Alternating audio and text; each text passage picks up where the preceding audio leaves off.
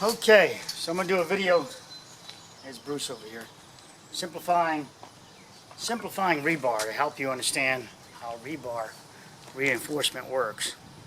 Reinforcement, you notice the ribs on this, right? See the ribs on this? Now let's go to the extreme.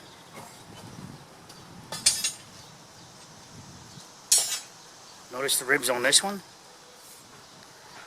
It's smooth, isn't it? So it's smooth. So imagine, there's their receipt for purchasing. So imagine me trying to grip this. Of course, I'm going to slip a lot easier. I'm going to fail a lot sooner. If you grab on that end and start pulling, it's going to fail a lot sooner, right? That's the smooth one. So that's smooth. Now let's change it to rebar. Now you see the ribs, right? So you see the ribs. Now imagine I grab hold of it. Now you grab that end and you try to pull it away from me. You grab this end and you try to pull away.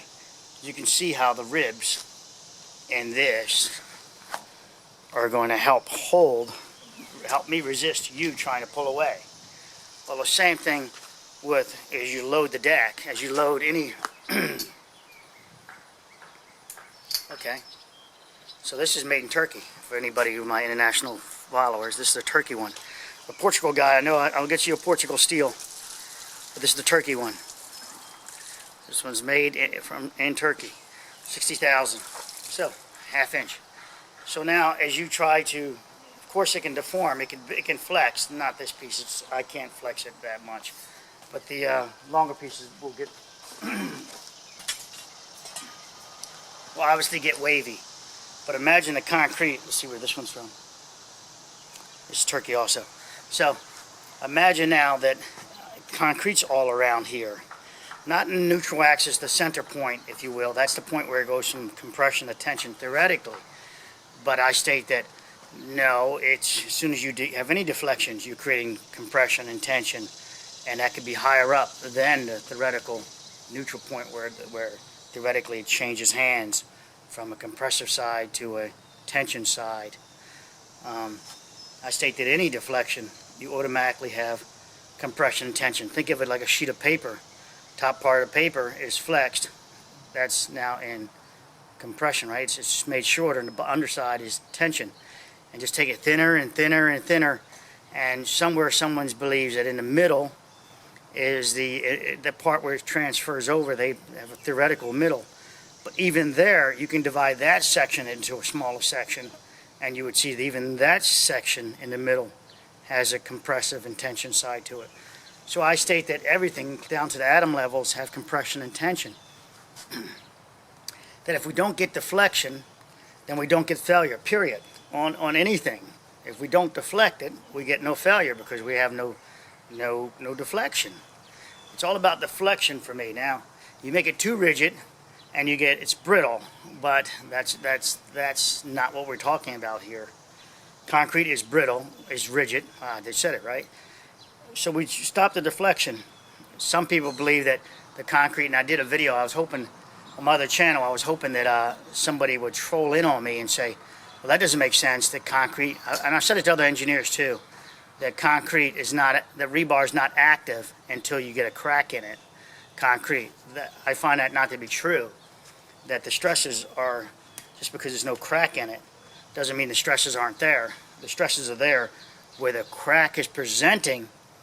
Let me back up for the camera. So where the crack is presenting is where your stresses are now exceeding the rebar's grip force. And that grip force is now identified itself in the lack of, is showing as a crack. That stress right there, wherever it may be, is where now you know you have an excessive amount of stress that's showing a crack. And yes, it's measured in millimeters and very tight and monitored.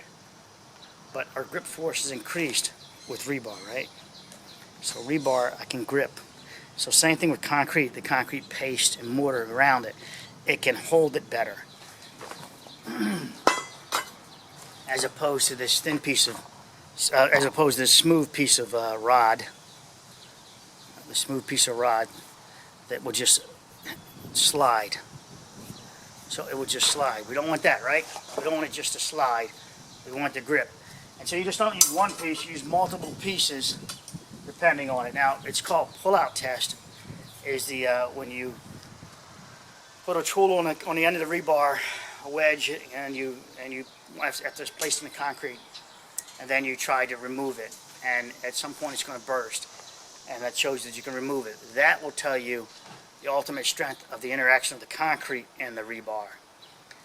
You then know that, okay, you can extrapolate from there that, all right, I need more steel to beat the loads that I have, to beat out the loads I have. You don't want too much jumping around. Remember, cycling is going to break concrete. The steel is going to want to cycle different than the concrete together. You don't want that cycling. Besides that, your end steel, I believe, acts as a hammer when it cycles up and down. If you're flexing, it's going to now push. And that's where you can get some breakage also, some there. Now, spalling, this steel wants to rust and swell. When it swells like that, it breaks away to concrete. Did it lose its capacity? Depending on how much is removed, how much steel is swelled, you may have lost some capacity. Just because you see spalling concrete, it's telling you you probably got some moisture issues or in the concrete swelling like that. This steel has been inside, slight scaling on it, slight rusting, very slight, and it's been covered for over 2 years inside. So it's very, very light. If I were to keep this in water, I would, well, it needs oxygen also. That would be an issue. But now again, just because you see the exposed steel does not mean to panic yet. That's just telling you where you have some water issues, some air issues, getting to your steel, exposing it. You need to clean it up, determine the value that's left in the concrete, including how much is left in the existing concrete area around you. So you would take that concrete away until you get back to brand new looking steel. Brand new looking steel you'd want to get back to. At that point you can do your evaluation if you want to evaluate even more if the concrete's cracking, fracturing or not, and to figure out how far it's gone back to and you might have to put some external reinforcement on the structure to get back its capacity in the underside of it so it doesn't get that deflection. Steel is designed, or placed rather, designed if you will, in concrete to avoid deflection, to resist deflection. If we take the steel out, your deck's just going to fracture and you're just going to get through the loading deflection, and your deck's just going to fracture and fall to the ground. And the structure we're looking at, it appears they only went up, it went out about 14 inches, and then they had their pad, the concrete pad, approximately somewhere about there. And then the concrete pad was integral, the deck pad was integral to about this much. And it comes up and it turns, comes up and turns, and that's what you see at the heads of the columns. And so that's, including the column itself, is help holding it, and it help holds it. But the rebar should have gone across the column in many fashions to stop it from punching through it, right, as it came through. The deck around it, punching through. People ask about the initiating cause. Well, it's creep over time in that loading, that constant loading over there by the garage deck. We see it rip down from the ceiling. So that's not, you can be in denial all you want what you're observing, but you're looking at punching shear for you guys that want to get real sensitive about it. The around the columns coming down, you don't see the columns buckling. You don't see the besides that one part of the deck, that's where I believe it butterflied. So the rebar was it's in two directions, I think. I think it really is in two directions. But obviously it's not in a direction enough going across where it can transfer the load over to a beam. And that's because no beam is present. We do, I guess technically I could say a beam is present if you go all the way to the bulkhead, to the wall. You could say that's the beam back there. And then you could reach all the way over and say the house, the structure, the main structure is the beam. I do not see that that BMA, which I try to get the one guy, I forget his name, he has a character type personality he puts on the face on the YouTube channel there. he had one image that shows the pot. I wanted to give him credit for that because, I actually had to share his link there in there because YouTube stopped it, and I was like, yes. Now I want people to run with his image. His image is showing that even though I say there's a BMA going across from one side to the other, his image shows that its puncture came up.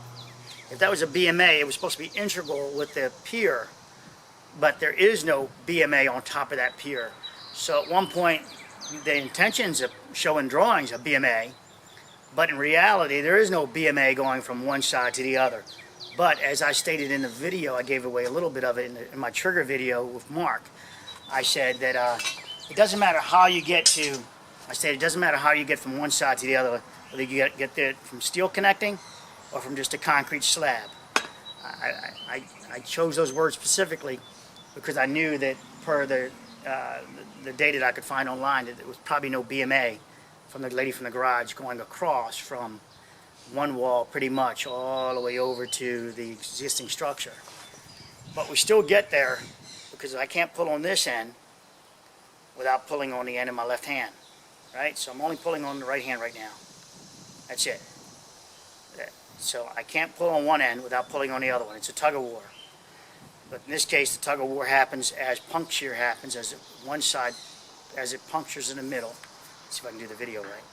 As it falls down in the middle, it pulls in my right hand, this hand, it pulls down around the column. Some parts of the columns we see that there's a face, the numbers are removed. Some sides we see that there are no numbers removed. So that tells you that this column, when it went down, scraped across the face of whichever one you see the numbers removed on. I'm going to end this video with that to help you. Oh, I'm going to do a lot of videos on rebar to help you understand the interaction and how rebar works to stop deflection. The gripping matters, the size matters, the pull-out force matters, the concrete that's surrounding it, that encapsulate it matters. The PSI of the concrete and this is terrible through extrapolation. You should be doing pull-out tests, not just saying, well, you know, typical. We just lay this here every 1 foot across, and we use 4,000 psi, and case closed. It still should be based on loading, specifically your shock loading that I always talk about. Cars create a shock load. Stop just counting the dead loads. Engineers love just counting dead loads, but not the projected shock loading. As far as I know, there's no shock loading tables for vehicles, and yet decks and things like that are being built with this 40 pounds current day, 40 pounds per square foot dead loading capabilities. I think that's some odd shit.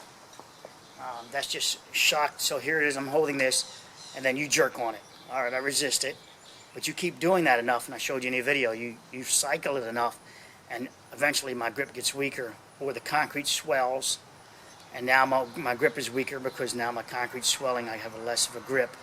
Now you load it, and now it can start pulling apart a lot more easily, if you will. No redundancy in it. Ending the video, this one will go up, but I have another video after this one. It's an hour long, so be patient.